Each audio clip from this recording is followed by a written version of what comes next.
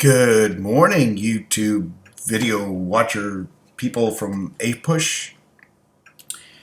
It is about 5:30 in the morning and I'm doing a YouTube video because I love my classes. There's some coffee there for me.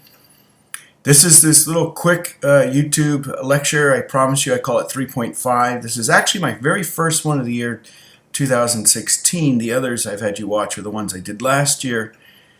This is on the Constitutional Convention. There's really only going to be 2 slides, and this slide here simply explains to you the key concept that we're in, 3.2.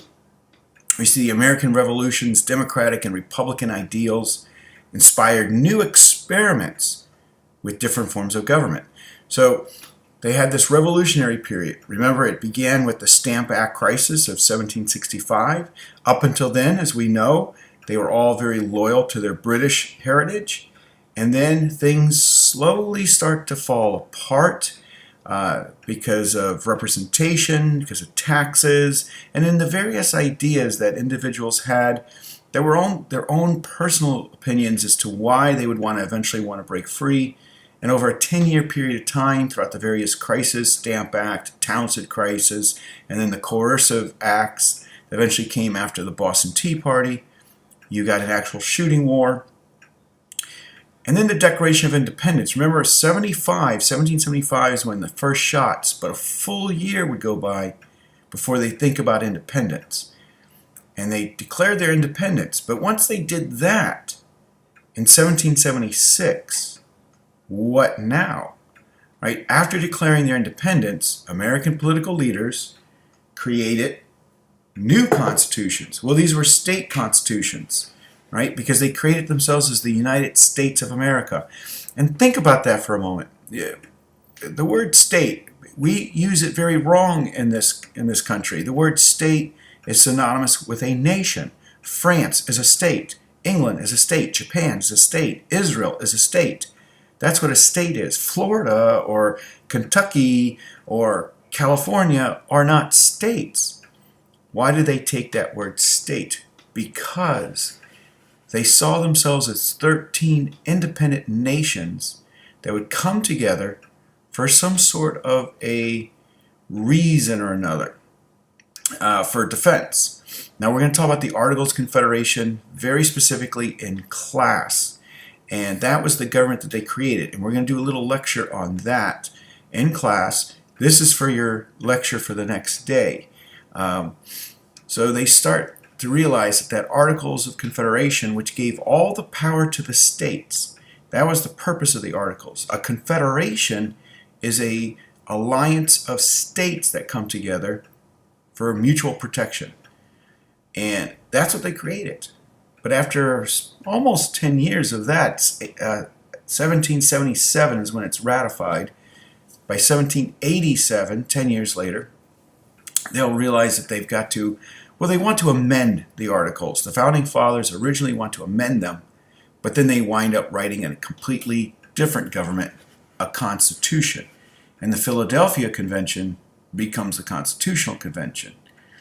There's some things we'll talk about, the convention. We're going to do a bunch of the compromises they come up with, for instance, the 3/5 compromise, and what that plays into role when it comes to slavery, how factions emerge, AntiFederalists and Federalists, how they viewed the idea of a strong centralized government becomes a huge problem that eventually will lead to political parties.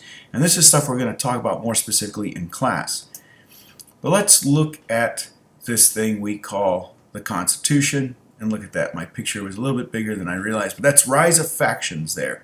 Factions are groups of men or women today who have a specific goal that they want to get across. And they'll work together for however long they have to get that goal across. Their particular ideology, something specific they want to change. And once it happens, generally speaking, a faction goes away. But some factions stick around and become political parties. Well, what was it that got these men together in the first place? Well, your textbook tells you debts, taxes, and tariffs. Oh my. Yeah, that's true. taxes. Under the Articles of Confederation, as we'll come to find out, a very weak government. There is only a Congress. There is no executive branch. There is no President of the United States. If someone ever tells you, well, George Washington is not the first President of the United States, let's slap them. Okay, because if you don't have an executive branch, which the Articles did not, you don't have a President of the United States. You have a President of Congress. But there was only Congress. It's like a bowl of Jell-O. What does it do? What can it do? Well, it really couldn't do anything. You couldn't raise armies. It couldn't tax. It couldn't regulate trade. And so the war, it's fine during the war. Each state had only one vote, and that's okay. You're fighting a war, but once the war came to an end in 1783 with the Treaty of Paris, what does it do now?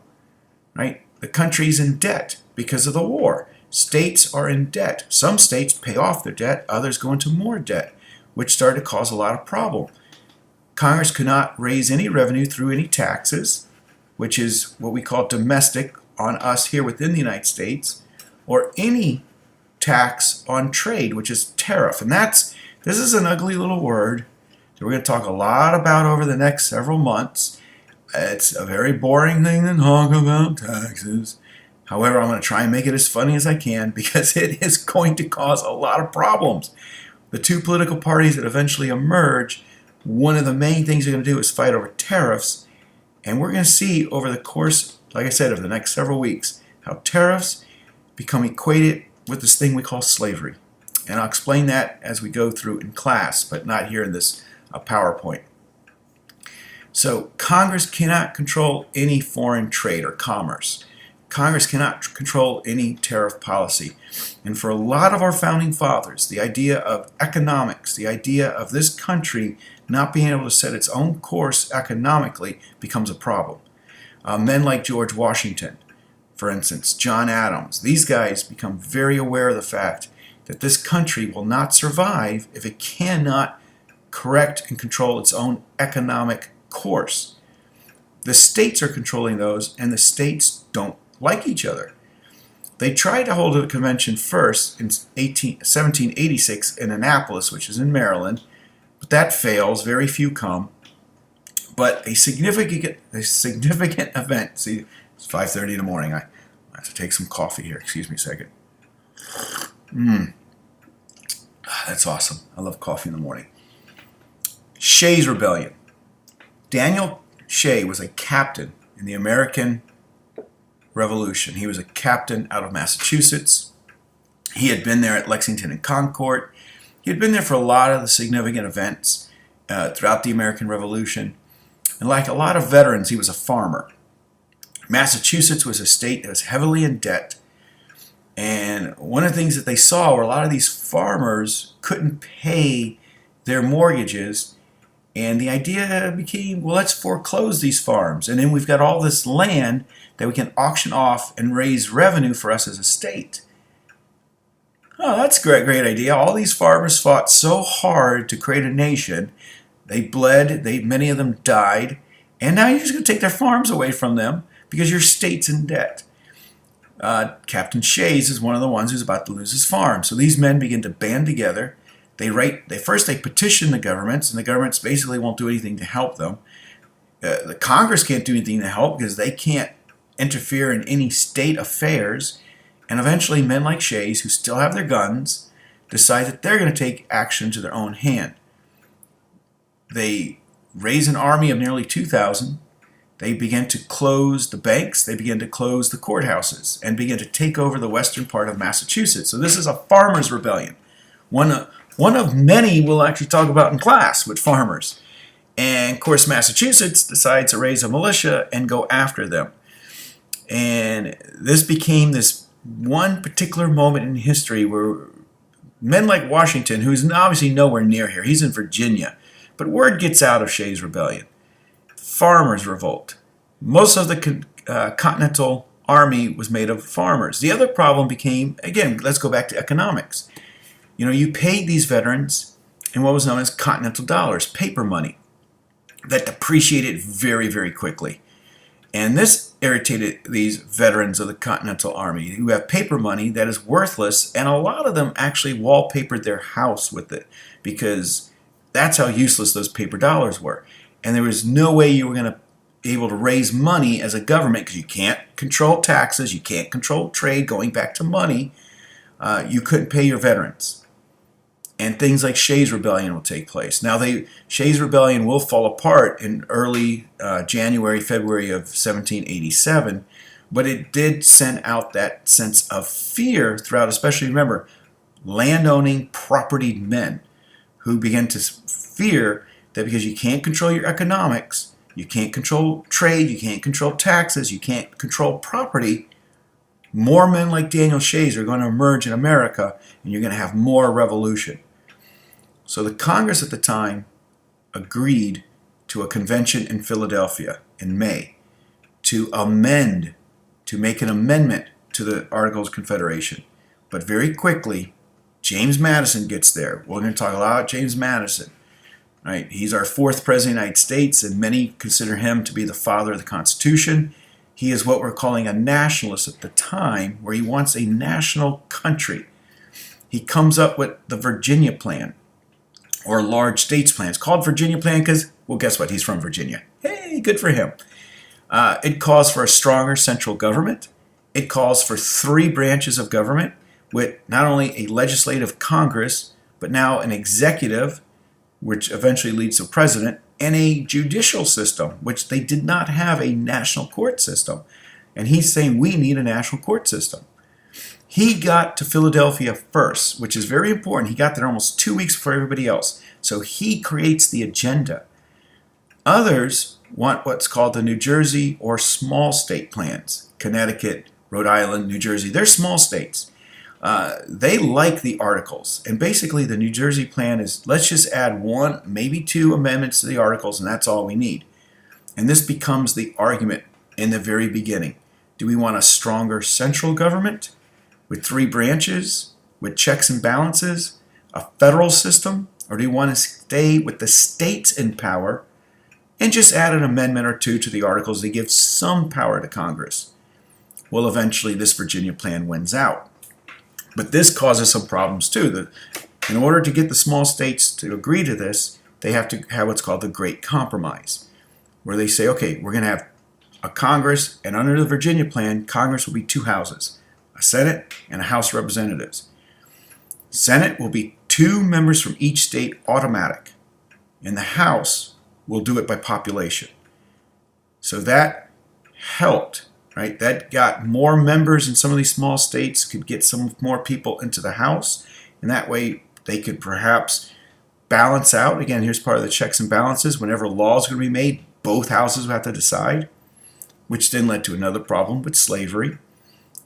And again, that 3/5, we'll talk about that in class specifically. In fact, we're going to talk a lot more specifically about the Constitution later on in class.